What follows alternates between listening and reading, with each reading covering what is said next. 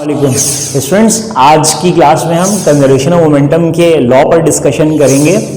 जैसा कि हमने अपने प्रीवियस लेक्चर में मोमेंटम, इम्पल्स वगैरह की टर्मिनोलॉजी को और इम्पल्सिव फोर्स वगैरह की टर्म्स को, यानी इम्पल्सिव फोर्स बोल रहा हूँ तो आपके जहन में बात आनी चाहिए, हमने वो जो फॉर्मूला बनाया जिसमें फोर्स और मोमेंटम दोनों मौजूद हैं, तो वो फॉर्मूला जिसमें फोर्स और मोमेंटम दोनों मौजूद हों उसमें हम फोर्स को इम्पल्सिव फोर्स बोल सकते हैं। यानी F बराबर delta P upon delta T formula जो हमने बनाया मोमेंटम और न्यूटन सेकेंड लॉ में, F बराबर delta P upon delta T, तो ये फॉर्मूला इसमें फोर्स और मोमेंटम मौजूद है। इसमें हम फोर्स को इम्पल्सिव फोर्स बोल सकते हैं। इम्पल्सिव फोर्स से मुराद यानी वो फोर्स जो मोमेंटम को चेंज करती है, और मोमेंटम के चेंज को हम क्या कहते हैं? इम्पल्स कहते हैं। ये हमने अपने प्रीवियस लेक्चर के अंदर डिस्कशन की। आज की क्लास में हम law of conservation of momentum पढ़ने जा रहे हैं, और law of conservation of momentum में हमने दो मासेस या दो बॉडीज को एक आइसोलेटेड सिस्टम में कंसीडर करना होता है। आइसोलेटेड सिस्टम के बारे में इतनी नॉलेज तमाम स्टूडेंट्स को तो होगी। हम आइसोलेटेड एक ऐसे सिस्टम को कहते हैं जो कि तमाम एक्सटर्नल इफेक्ट ऑफ फोर्सेस से आज़ाद होती है। आइसोलेटेड हम ऐसे सिस्टम को कहते हैं जो तमाम एक्सटर्नल इफेक्ट ऑफ फोर्सेस से फ्री होती है। External effect of forces system पे काम नहीं कर सकते, हम इसको आइसोलेटेड सिस्टम कहते हैं। तो हमने एक आइसोलेटेड सिस्टम में दो मासेस को कंसीडर कर लिया है। एक मास हमारा m1 है, दूसरा मास हमारा m2 है। m1 मास जो है यानी बॉडी ए का मास m1 जो है ये कोलिजन से पहले u1 वेलोसिटी से, और बॉडी बी का m2 मास जो है ये कोलिजन से पहले u2 वेलोसिटी से मूव कर रहा है इन दी सेम डायरेक्शन। तो ज़्यादा मोमेंटम होने की वजह से ए तेज चल रहा है और कम मोमेंटम की वजह से बी से स्लो चल रहा है। Quantity of motion high momentum की वजह से ए की ज़्यादा है, quantity of motion low momentum की वजह से बी की कम है। तो होना क्या है, थोड़ी देर बाद इन दोनों की आपस में क्या हो जानी है? कोलिजन हो जानी है। तो जैसे ही बॉडी और बॉडी भी एक दूसरे से कोलिजन करेंगे तो कोलिजन के वक्त यानी दो ऑब्जेक्ट जब टकराते हैं तो दोनों ऑब्जेक्ट एक दूसरे पर क्या अप्लाई करते हैं? फोर्स अप्लाई करते हैं। जैसे एक बंदा आगे चल रहा है, उससे जाके आप टकराएंगे तो आपको खुद फोर्स फील होगी।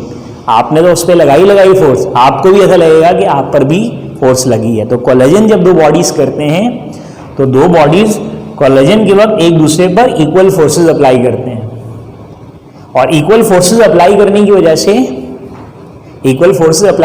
वजह से मोमेंटम में चेंजेस आ जाती हैं बराबर की।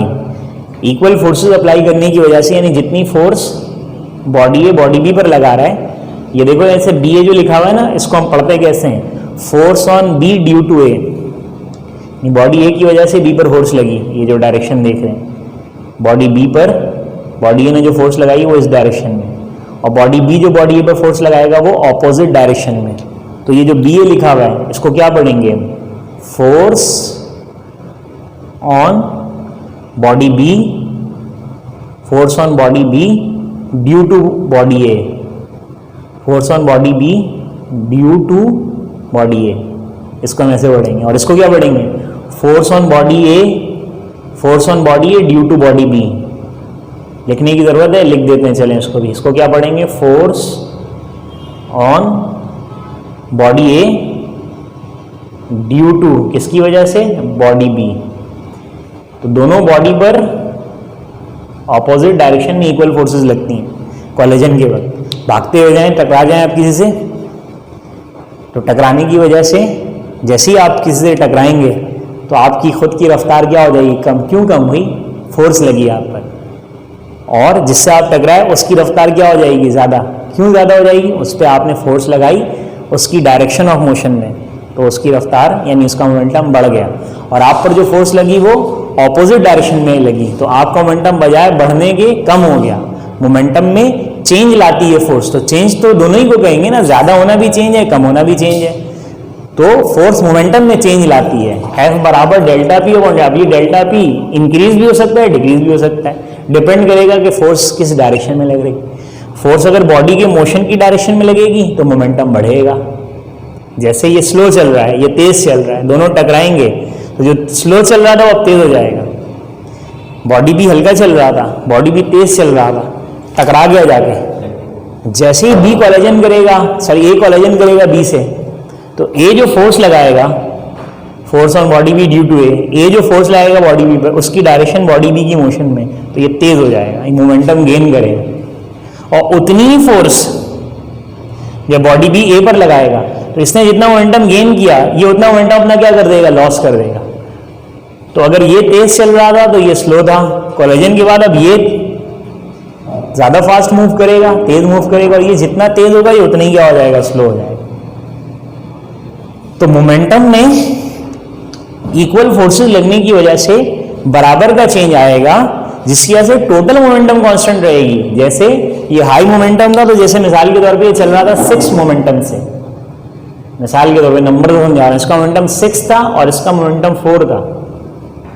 कोलिजन के वक्त दोनों पर बराबर फोर्स लगी तो इसका मोमेंटम 4 से 7 हो गया, 3 नंबर ज्यादा हो गया।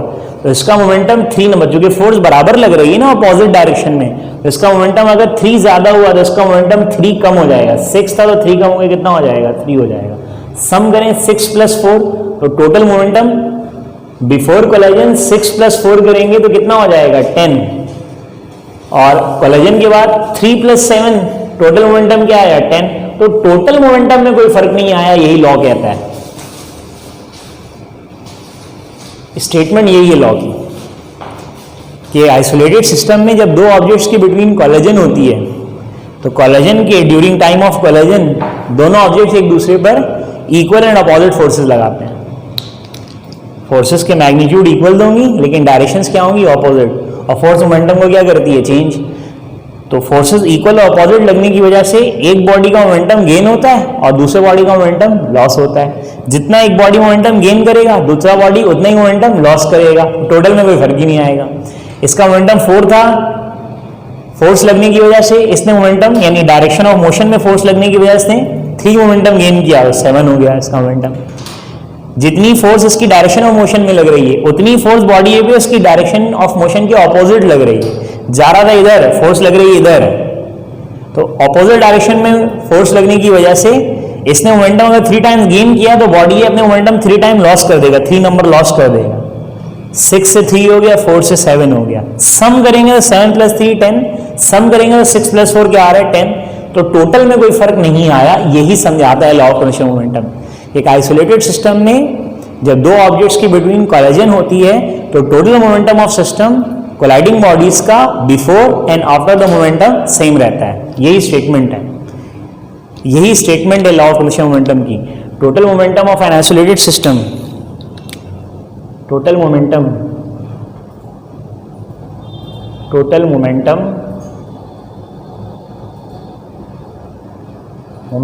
of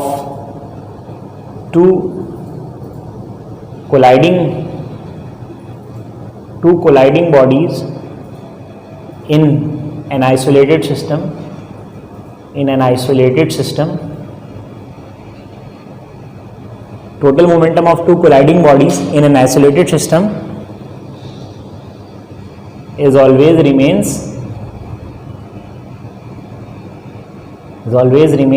constant या unchanged, is always remains constant,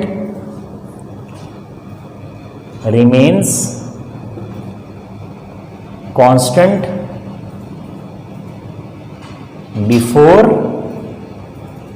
and after the collision. Before and after the collision, ये स्टेटमेंट है। और इस स्टेटमेंट को हम मैथमेटिकली इस तरह लिख के देते हैं, m1u1 + m2u2।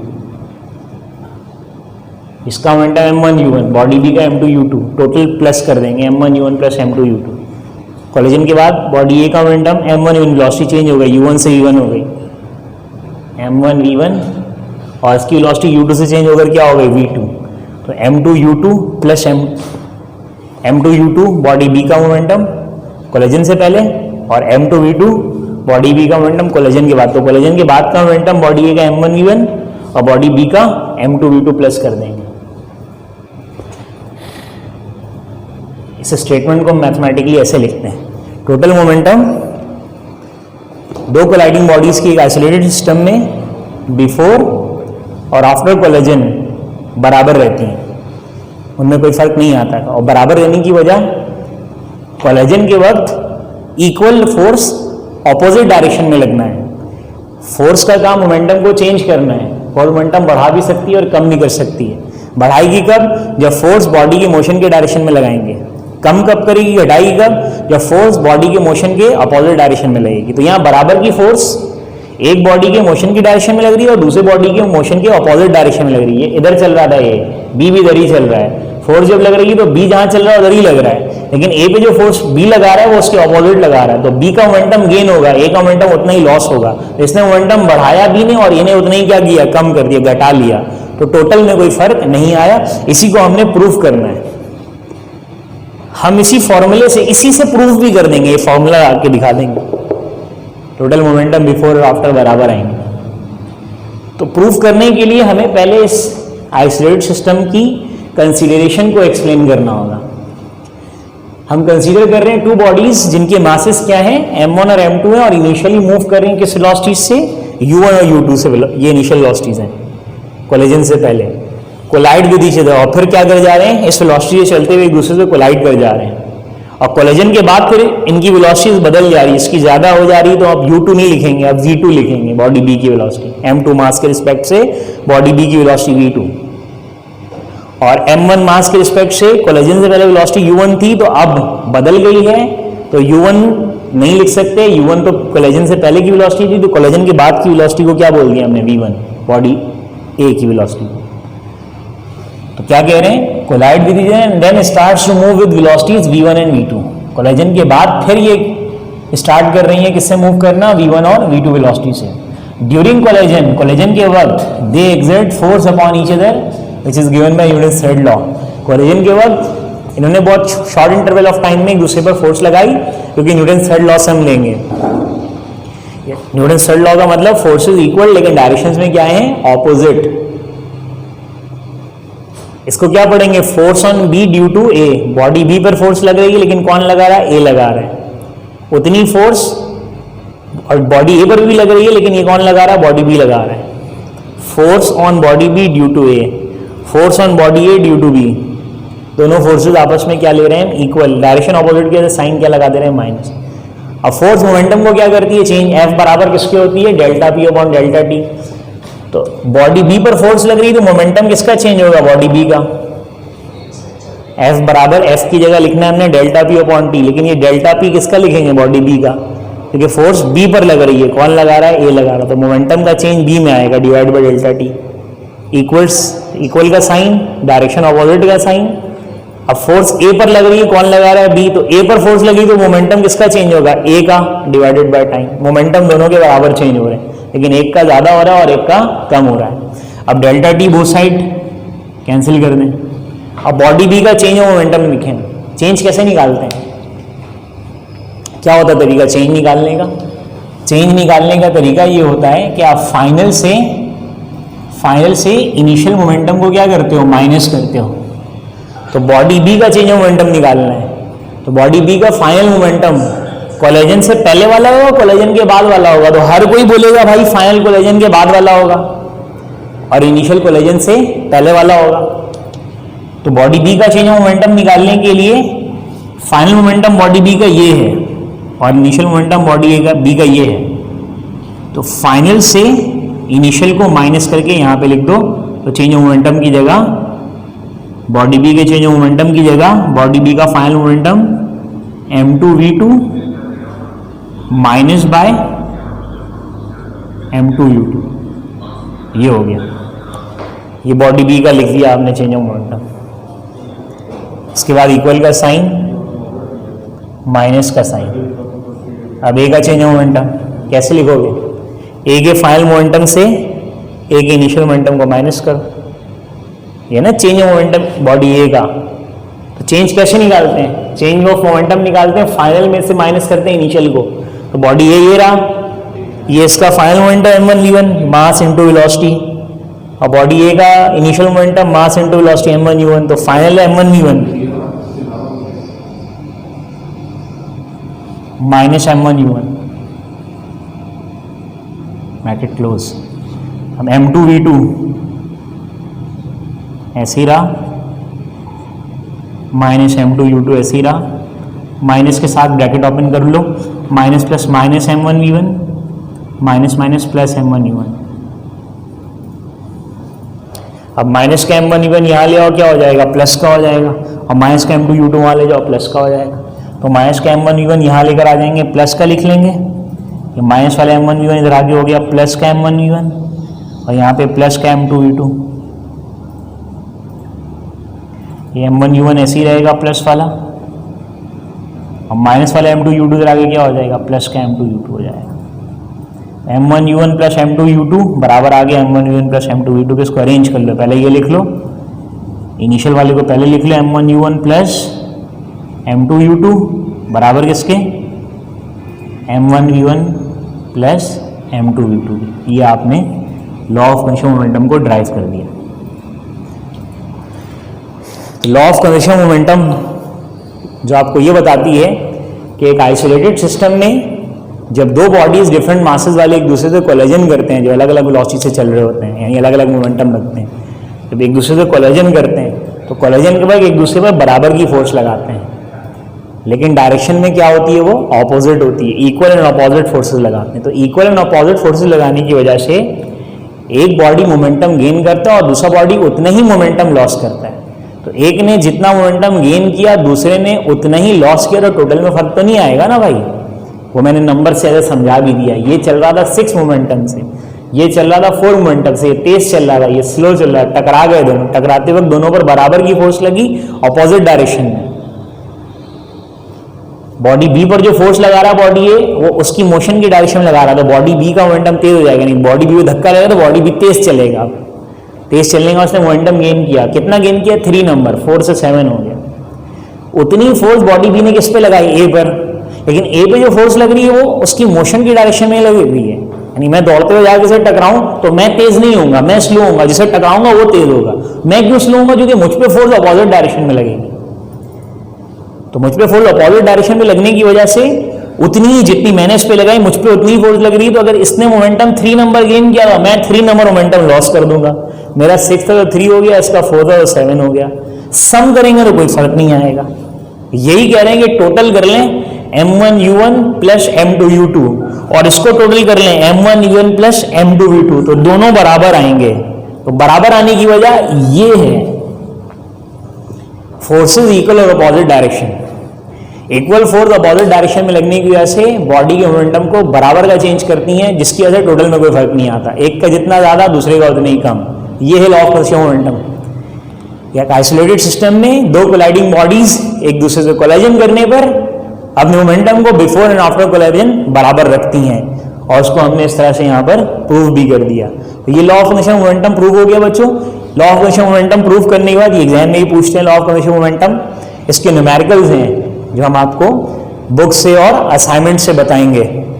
तो बुक और असाइनमेंट से न्यूमेरिकल सॉल्व करने के लिए एक अभी बुक से मैं आप लोगों को क्वेश्चन बता देता हूँ लॉ ऑफ कन्वर्जेंस मोमेंटम के साथ, क्वेश्चन नंबर 11 वो मैं आप लोगों को अभी बता देता हूँ। बाकी नेक्स्ट क्लास के अंदर यानी अगली क्लास के अंदर हम फिर बुक से और पास पेपर से नेक्स्ट लेक्चर के अंदर जो हमारा लेक्चर नंबर 25 होगा उसमें बुक और पास पेपर्स के जितने भी न्यूमेरिकल हैं मोमेंटम और लॉ ऑफ कन्वर्जेंस मोमेंटम के वो आप लोगों को बताएंगे। तो नेक्स्ट लेक्चर में आप लोग जो है उसके लिए रेडी रहिएगा। अभी मैं बुक का एक क्वेश्चन आप लोगों को बता रहा हूँ, पहले अपना कॉपी कर लें, फिर मैं आप लोगों को बुक का एक क्वेश्चन बुक निकाल लेंगे पेज नंबर 94 और 5 उस पर आप लोगों को मिल जाएगा।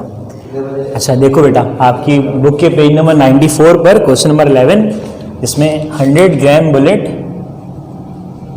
100 gram bullet is fired from 10 kg 10 kilogram gun with velocity of with the speed of 1000 meter per second. Compute the required velocity. Compute the required velocity of gun.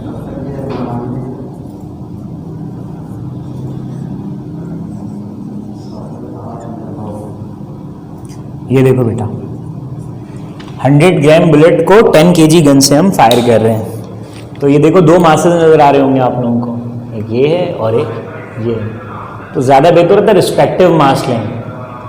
Respective मास यानी पहला m1 और दूसरा क्या है m2। ये बहुत important होता है बेटा मास सिलेक्ट करना, क्योंकि मास सिलेक्ट करोगे तो फिर वेलोसिटी सिलेक्ट करोगे।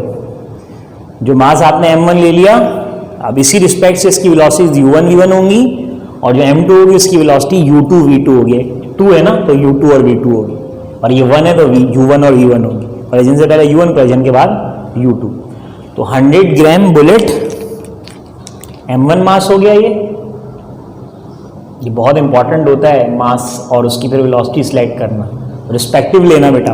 पहले m1 ले लो, ग्राम में तो इसको 1000 से डिवाइड करके केजी में भी कर लो, तो ये 0.1 kg हो गया m1 और 10 kg हो गया m2। ये दो मासेस हो गए m1 m2।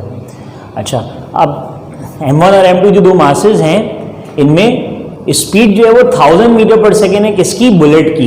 तो m1 है अगर स्पीड m1 है अगर मास बुलेट का, तो इसकी स्पीड 1000 मीटर पर सेकेंड ये v1 ले आएगी, यानी कोलिजन के बाद। कोलिजन से पहले रेस्ट में होंगे, तो कोलिजन के पहले तो u1 u2 दोनों 0 ले लेना है।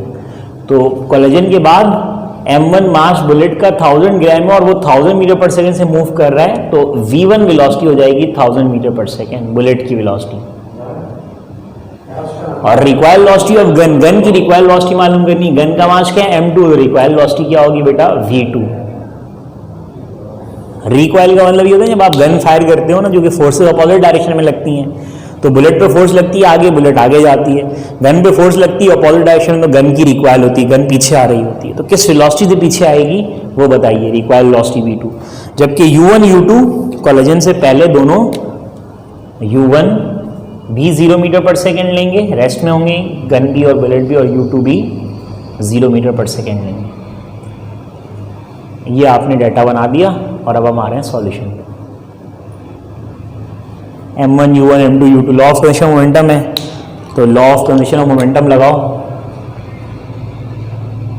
According to law of conservation of momentum, momentum की कंजर्वेशन का जो आपने लॉ बनाया m1 u1 plus m2 u2 equal to m1 v1 plus m2 v2। ये आपने लॉ ऑफ कंजर्वेशन मोमेंटम जो ड्राइव किया था इस न्यूमेरिकल में आपने लिख लिया। अब इसमें m1 मास 0.1 रेस्ट में है, तो u1 0, m2 मास गन का 10 रेस्ट में कोलिजन से पहले, u2 0। अब m1 मास जो कि बुलेट का है वो 0.1 kg और उसकी वेलोसिटी 1000 मीटर पर सेकेंड, और 10 मीटर पर सेकेंड गन का मास, उसकी रिक्वायर्ड वेलोसिटी v2 मालूम करनी। 0 मल्टीप्लाई 1 0, 10 मल्टीप्लाई 0 प्लस 0 ये 0 हो जाएगा, 0.1 मल्टीप्लाई बाय 1000 ये हो जाएगा 100 प्लस 10 v2। ओके, अब प्लस 100 देखो वहाँ शिफ्ट कर दो, -100 इक्वल टू 10 v2, और रिक्वायर्ड वेलोसिटी निकालने के लिए मल्टीप्लाई 10 नीचे ले आओ, -100 मल्टीप्लाई बाय 10 नीचे आ गए डिवाइडेड बाय 10, 1 0 कैंसिल, तो रिक्वायर्ड वेलोसिटी कितनी आ गई, -10 मीटर पर सेकेंड। माइनस साइन डायरेक्शन की वजह से, रिक्वायरिंग की वजह से आ रहा है, तो ये आपके पास -10 मीटर पर सेकेंड रिक्वायर्ड वेलोसिटी आ गई गन की। तो रिक्वायर्ड वेलोसिटी आप लोगों से क्वेश्चन में पूछ रहे थे कि भाई रिक्वायर्ड वेलोसिटी बता दें क्या है, ये रिक्वायर्ड वेलोसिटी आपको बता दी। अब मैं आप लोगों को असाइनमेंट से एक क्वेश्चन होमवर्क दे रहा हूँ, असाइनमेंट से एक क्वेश्चन होमवर्क दे रहा हूँ, इसको कॉपी करो आप लोग। तो कॉपी करने के बाद फिर मैं आप लोगों को असाइनमेंट से एक क्वेश्चन होमवर्क दे रहा हूँ, वो आप लोग कर लो, जल्दी से इसको कॉपी कर लो।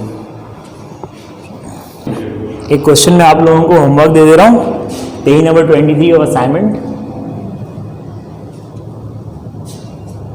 अगले क्लास में, नेक्स्ट लेक्चर में 25 लेक्चर में भरपूर न्यूमेरिकल्स करेंगे।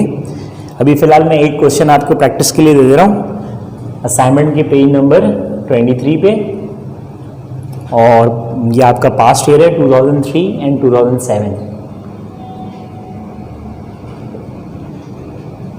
ये आपका होमवर्क है, ये मुझे आप लोग सॉल्व करके दिखा देना क्या क्या सॉल्व किया, आप लोगों ने चेक कर लेना खुद ही आंसर, आसान सा क्वेश्चन है, इतना मुश्किल क्वेश्चन है नहीं। तो ये आप लोग ये क्वेश्चन कंप्लीट कर लो। अब नेक्स्ट लेक्चर में सिर्फ न्यूमेरिकल्स हैं, तो अगले क्वेश्चन लेक्चर के लिए बुक और पास पेपर्स दोनों रेडी कर रखना, और नेक्स्ट लेक्चर के अंदर हम न्यूमेरिकल सॉल्व करेंगे। अल्लाह हाफिज़।